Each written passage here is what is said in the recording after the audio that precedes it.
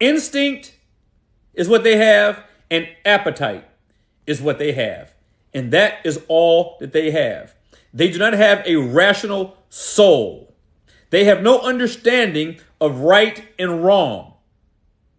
Their obedience is generally driven by their appetites or their instincts. Simply that. That's the animal kingdom. Then you have, I'm going to skip man for a second. Then you have the angelic host, superior being in terms of God, what God has created, in terms of rational creatures. The angels are the most superior, above men and above animals. They have an understanding and an awareness that we do not have, in that they were created to govern and manage God's providence, and they deal with God directly. They deal with him directly. They have abilities that transcend the abilities of man. They have the ability of flight, or whatever it may be, that makes them move fast. We know they don't actually have wings, but they move fast, and wings are used to describe or to symbolize their swiftness. But they understand things. They have lived longer than men. They are creatures that have had no variableness, no change in them, except for those who fell, where sin was found in Satan.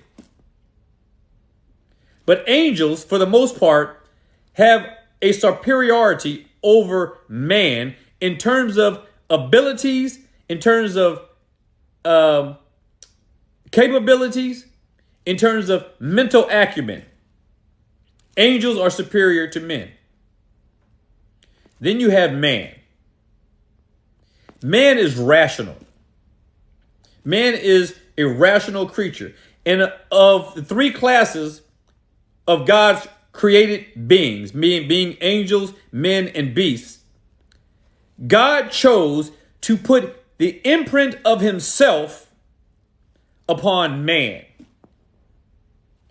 God decided to put an imprint of himself upon man, his middle creation.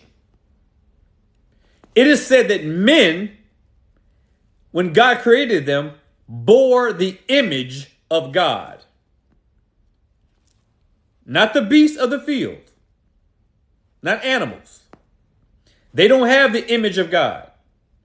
Not the angels.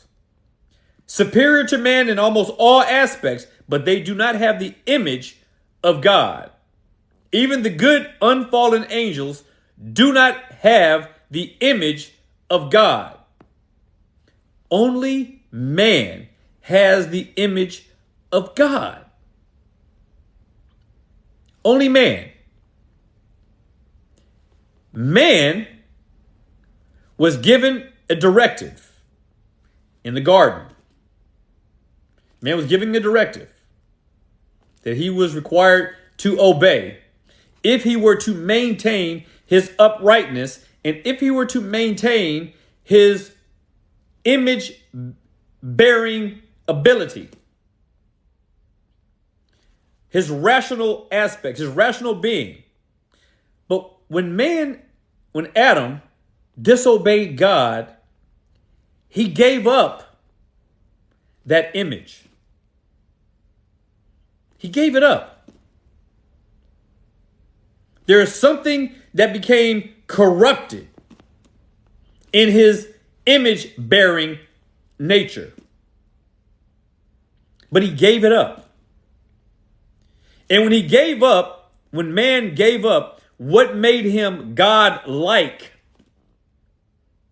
when man gave up what made him God-like in the garden, when that was given up, a significant part of what man gave up, the most prominent part of what man gave up and what he lost, was